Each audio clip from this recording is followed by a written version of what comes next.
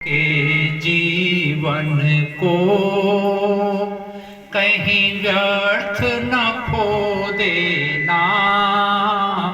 जीवन की राहों पर मत हार के रो देना। मानव के जीवन को कहीं व्यर्थ न खो देना। जीवन की राहों पर मत हार के रो देना। आंधी भी आएगी, तूफान भी आएंगे। आंधी भी आएगी, तूफान भी आएंगे। चंदा भी नहीं होगा, तारे छिप जाएंगे। चंदा भी नहीं होगा, तारे छिप जाएंगे। उस निशा भयंकर में भी तो रास्ता टोलेना। जीवन की राहों पर मत हार के रो देना। कभी तन तगड़ा होगा, कभी जर काया होगी। कभी तन तगड़ा होगा, कभी जर काया होगी। कभी बीज नहीं होगा, कभी जमीन नहीं होगी। कभी बीज नहीं होगा, कभी जमीन नहीं होगी। फिर भी सब अभावों में कर्म बीज तू बो देना। जीवन की राहों पर मत हार के रो देना। आलस्य भी घेरेगा, निद्रा भी सताएगी। सुबह उठने में बहुत जोर पड़ता, लेकिन प्रयास करो, आनंद बहुत आता है। मेरा शरीर इतना कमजोर था, माँ के गर्भ से मैं झुका हुआ पैदा हुआ था। 1 साल का था जब माता एक्सपायर हो गई। 18 साल की उम्र में 40 किलो वजन, चला नहीं जाता था रास्ते में।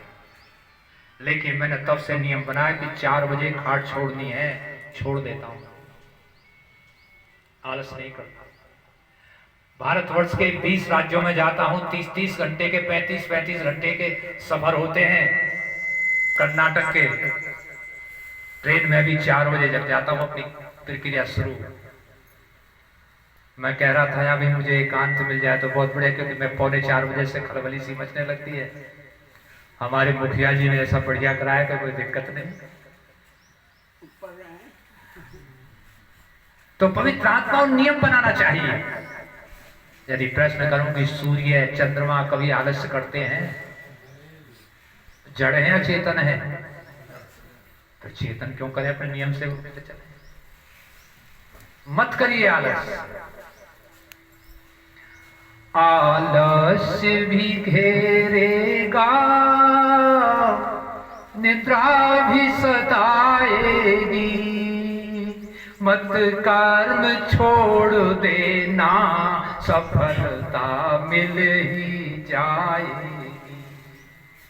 अरे काम खत्म करके घर पहुंच के सो लेना। जीवन की राहों पर मत हार के रो देना। इससे आगे भी कुछ करना है। मेरा बेटा मर्चेंट नेवी में धोखे से किसी ने भेज दिया, 2-4 लाख रुपए लेकर मर्चेंट में भेज दिया और 2 साल तक घर नहीं आया और बोला कि पिताजी मैं तो जो है पेंट कर रहा हूँ शिप पर। पेंट करने का काम उसे सौंपा गया। जब भेजा ये कि डेक कैडेट जाएगा और फिर ऑफिसर बन जाएगा।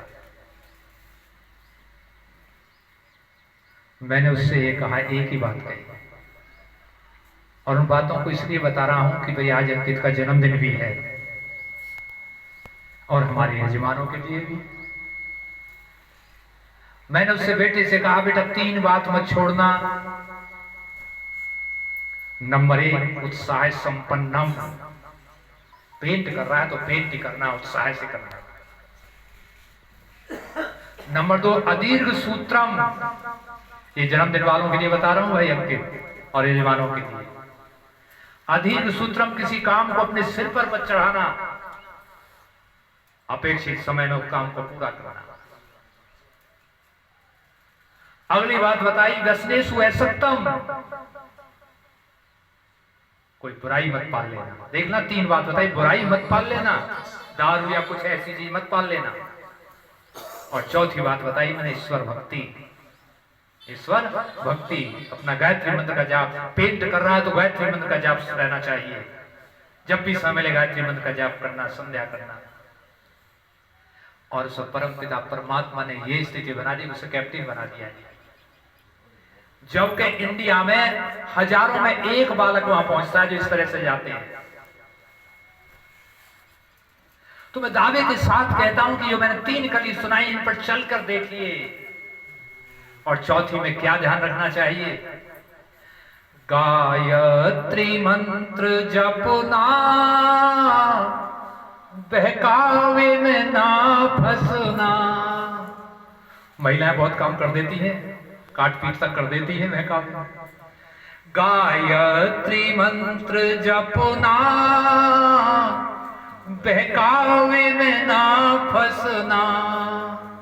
अरे ओम व्रत के लिए ही संसार में तू बसना।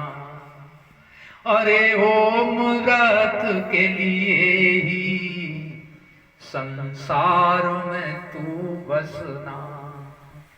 यदि यह व्रत टूटे तो आपा खो देना।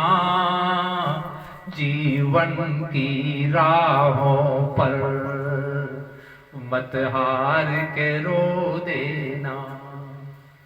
मानव के जीवन को कहीं व्यर्थ न खो देना। जीवन की राहों पर मत हार के रो देना। इन बातों को अपनाइए। जन्मदिन पर यही जन्मदिन मनाने की सार्थकता हो जाएगी, यजमानों की सार्थकता हो जाएगी। यदि मैं प्रश्न करूं, देविंदर और अंकित और या तीसरे जो बैठे थे,